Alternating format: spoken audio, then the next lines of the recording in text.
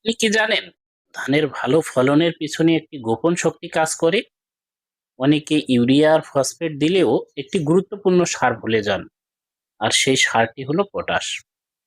Potash শুধু ধানের গাছকে সবলেই করে না, বরং গাছকে রোগবালাই থেকেও রক্ষা করে, শীষ ভরা ধান তৈরি করে এবং ধানের দানা মোটা ও ভারী করে তোলে। তাহলে প্রশ্ন হলো, ধানের জমিতে ঠিক কতটুকু পটাশ দিতে হবে, কখন দিলে সবচেয়ে ভালো ফলন পাওয়া যাবে? আজকের এই ভিডিওতে আমরা জানব ধানের জন্য পটাশ সারের আসল গুরুত্ব এবং এর সঠিক ব্যবহার ও নিয়ম। তাই পুরো সম্পূর্ণ তথ্য সঠিকভাবে পাওয়ার জন্য ভিডিওটি শেষ পর্যন্ত দেখবেন। আপনাদের সাথে আছি আমি মোহাম্মদ শাহিনুর আলম শুভ, ডিপ্লোমা কৃষিবিদ। আর আজকের পর্বে আমরা দুইটি জিনিস বিশেষ করে জানবো। এক হচ্ছে পটাশ সারের কাজ, দ্বিতীয়ত আমরা জানবো ধানের দ্বিতীয় ধাপে ও তৃতীয় ধাপে আমরা কতটুকু করে পটাশ সার প্রয়োগ করব। চলুন শুরু করা যাক। দর্শক বন্ধুরা, শুরু করার পূর্বে আমার পক্ষ থেকে ছোট্ট একটি রিকোয়েস্ট, যারা আমার চ্যানেলে নতুন দর্শক বন্ধু আছেন তারা অবশ্যই চ্যানেলটি সাবস্ক্রাইব করবেন, যেন পরবর্তীতে আপনার সাথে আবারও আমার দেখা হয়, কথা হয়। চলুন মূল পর্বে যান। দর্শক বন্ধুরা, আপনারা কি একটি বিষয় জানেন? পটাশিয়ামকে উদ্ভিদের বিলাস খাদ্য বলা হয়। কারণটা হচ্ছে, উদ্ভিদ অতিরিক্ত পটাশিয়াম শোষণ করলেও গাছ এর কোনো রকম বিষাক্ততা জনিত উপসর্গ কিন্তু প্রকাশ করে না। এখন আমরা জানবো আসলে পটাশ সার কি কি কাজ করে, কেন আমরা পটাশ ব্যবহার করব। তো এক নম্বরে যে পটাশ সার কাজ করে তা হচ্ছে, পটাশিয়াম উদ্ভিদের অধিকাংশ বিপাকীয় কার্যাবলীর কাজে নিয়ামক ভূমিকা পালন করে। তৃতীয়ত হচ্ছে, উদ্ভিদের নাইট্রোজেন ও ফসফরাস গ্রহণে সাহায্য করে। চতুর্থত হচ্ছে, উদ্ভিদের রোগ প্রতিরোধ ক্ষমতা বৃদ্ধি করে। পঞ্চমত যদি বলি তাহলে হচ্ছে, উদ্ভিদের খরা ও রোগ প্রতিরোধ ক্ষমতা বৃদ্ধি করে। ষষ্ঠ যদি বলি, সেক্ষেত্রে পটাশ গাছের উদ্ভিদের শর্করা জাতীয় খাদ্য গ্রহণে সহায়তা করে। সপ্তম ধাপে বলা যায়, পটাশ গাছে পটাশিয়াম সরবরাহের ফলে উদ্ভিদের ফল, বীজ ও টিউবারের সাইজ বড় হয়। তাছাড়া দানা গঠনও পটাশের ভূমিকা অত্যন্ত গুরুত্বপূর্ণ। অষ্টমত যদি বলি, উদ্ভিদকে দৃঢ় ও শক্তিশালী করে হচ্ছে এই পটাশ। নবমত যদি বলি তাহলে, পটাশ সারের ব্যবহারের ফলে পোকামাকড়ের আক্রমণ কিন্তু কম হয়। দশমতম যদি বলি সেই ক্ষেত্রে বলতে হয়, পটাশ শস্যের গুণগত মান উন্নত করে, বিশেষ করে ধান, গম, ভুট্টা, তামাক এবং বিভিন্ন টিউবার জাতীয় ফসলের ফলন বৃদ্ধি করে। তাছাড়াও পটাশিয়াম গাছকে শক্তিশালী ও রোগ প্রতিরোধ ক্ষমতা বৃদ্ধি করে। এই হচ্ছে সংক্ষেপে পটাশ সারের কাজ। আমরা একটু সংক্ষেপে জানি, পটাশ সারের যদি ঘাটতি হয় সেই ক্ষেত্রে আমরা গাছ থেকে কি রকম লক্ষণ পাবো, কি রকম লক্ষণ দেখলে আমরা বুঝবো যে পটাশ সারের ঘাটতি। সেক্ষেত্রে পটাশ সারের যদি ঘাটতি হয় তাহলে গাছের পাতার কিনারা সাইড থেকে আস্তে আস্তে পুড়ে আসার মতন দেখা যাবে। উদ্ভিদে পোকামাকড়ের আক্রমণের সংখ্যা বৃদ্ধি পাবে, সালোক সংশ্লেষণের হারটা কমে যাবে, গাছের বৃদ্ধি ব্যাহত হবে, তবে পাতা সবুজেই থাকবে। শিকড়ের বৃদ্ধি ঘটবে না, দানা ফসলের ক্ষেত্রে সহজে গাছ হেলে পড়ে যাবে, পাতার উপরে মরিচা পোড়ার দাগ দেখা যাবে। এই ধরনের কয়েকটি কারণ বিশেষ করে দেখা দিলেই আমরা বুঝে নিব সেটি হচ্ছে পটাশিয়ামের ঘাটতি। তাছাড়াও অনেক সময় দেখা যায় গাছ সামান্য খরাতেই নেতিয়ে পড়ে, গাছের পাতা বাদামি বর্ণ ধারণ করে ফেলে। অধিক ঘাটতির ক্ষেত্রে পাতা বিবর্ণ বা বাদামি হয়ে যায়।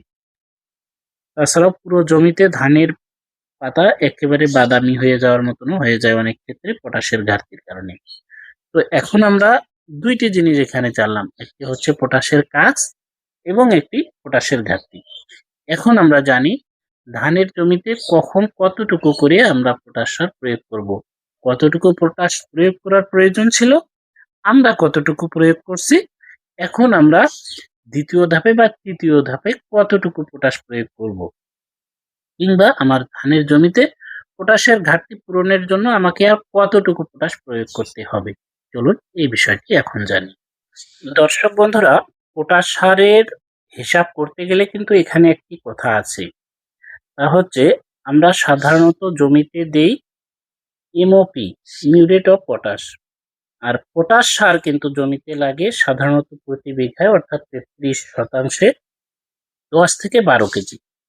কিন্তু আমরা যে কোনো জমিতে প্রয়োগের ক্ষেত্রে আমরা সচরাচর বাজারে যেটা পাই সেটি হচ্ছে এমওপি, মানে মিউরেট অফ পটাশ পাই। এই মিউরেট অফ পটাশ কিন্তু আমাদের লাগবে প্রায় 18 থেকে 22 কেজির কাছাকাছি। আর পটাশিয়াম যদি ধরি সেই ক্ষেত্রে আমাদের লাগবে 10 থেকে 12 কেজি। তো এই মিউরেট অফ পটাশ এটা আসলে 22 কেজির ক্ষেত্রে প্রায় 36-37 কেজি এমওপিতে আমরা 22 কেজি পাবো। আর এই 18 থেকে 22 কেজি আমরা সেটা 10 থেকে 12 কেজি পটাশ পাবো। এই কথাগুলো বলতে গেলে ভিডিও একটু বড় হয়ে যায়, তো আমরা ওই সাইডটা শুধু জেনে রাখলাম যে পটাশ এবং মিউরেট অফ পটাশ যেটা আমরা বাজারে পাই এটা আর ওইটা একই জিনিস না। মানে কথাটা যদি একটু সহজভাবে বলি তাহলে হচ্ছে 100 কেজি যদি আমরা এমওপি কিনি সেইখানে আমরা 60 কেজি পটাশ পাবো। তাহলে আমরা প্রথমে জানি যে পটাশ যদি লাগে তাহলে বিঘায় লাগবে 10 থেকে 12 কেজি। আর এমওপি যেটা আমরা বাজার থেকে কিনে আনি প্রয়োগ করি সেটা হচ্ছে লাগবে 18 থেকে 22 কেজির মতন। তাহলে চলুন এখন আমরা আমাদের মূল পর্বে যাই। কোন সময়টিতে আমরা কতটুকু করে পটাশ সার জমিতে প্রয়োগ করব। চাষি ভাইরা যারা শুরুতেই সার দেন অর্থাৎ জমি তৈরির সময়ে সার দিয়েছেন তারা জমি তৈরির সময় এই পটাশ সার প্রয়োগ করবেন। এমওপি যেটা এটা প্রয়োগ করবেন 8 থেকে 10 কেজির মতো। আর দ্বিতীয় ধাপে আপনারা পটাশ দিবেন হচ্ছে কুশি যে সময় বের হবে, কুশি বের হওয়ার সময় অর্থাৎ 20 থেকে 25 দিন পরে যেই সারটা আপনারা দিবেন সেটাতে দিবেন 6 থেকে 7 কেজির মতো। আর একটা হচ্ছে 45 থেকে 50 দিনের সময় আবারও পটাশ সার দিবেন, সেটা হচ্ছে 6 থেকে 7 কেজির মতো। তো এই 3 ধাপেই আপনি পটাশ শেষ করুন, সেইখানে প্রায় 18 থেকে 22 কেজি এমওপি প্রতি বিঘায় আপনারা দিবেন। এটা প্রতি বিঘায় বলতে আমরা 33 শতাংশের ক্ষেত্রে হিসাব করছি। অনেক ক্ষেত্রে অনেক জায়গায় দেখলাম যে এটা আর আসলে শতাংশটা কোথাও বেশি। এই বেশি শতাংশে যেগুলো বিঘা সেগুলো আপনারা এই ডোজগুলো ভাগ করে নিয়েন যে 33 শতাংশে যদি 18 থেকে 22 কেজি হয় তাহলে শতাংশে যতটুকু করে হচ্ছে সেই হিসাবে আপনারা আপনাদের হিসাব করে দিতে পারেন। তো একটু সহজ করে বলি, যদি বিঘায় হয় 22 কেজি সেই ক্ষেত্রে শতকে 67 থেকে আপনারা 70 গ্রাম করে হিসাব করে যদি দেন তাহলে কিন্তু হয়ে যাবে। এখন প্রথম ধাপে যেই সকল ভাইরা কম করে দিছেন দ্বিতীয় ধাপটাতে আসি আপনারা ঠিক করে নেন। দ্বিতীয় ধাপটাতে যদি কম করে দেন তাহলে তৃতীয় ধাপে এসেও ঠিক করে নিতে পারেন। এখন কথা হচ্ছে যে তৃতীয় ধাপে যে সময় ধানটা বাইর হবে এই সময় যদি আমরা পটাশ দেই তাহলে কি আসলে শীষ কি খাটো হবে? এটা এর আগের বারের কোনো এক কৃষক ভাইয়ের প্রশ্ন যে ওই সময় যদি গাছ শক্ত হয়ে যায় তাহলে কি শীষ খাটো হবে? এটা ভাববার কোনো কারণ নেই যে পটাশ সার দিলে শীষ খাটো হয়ে যায়, শীষ আটকে যায়। এটা সম্পূর্ণ ভুল ধারণা।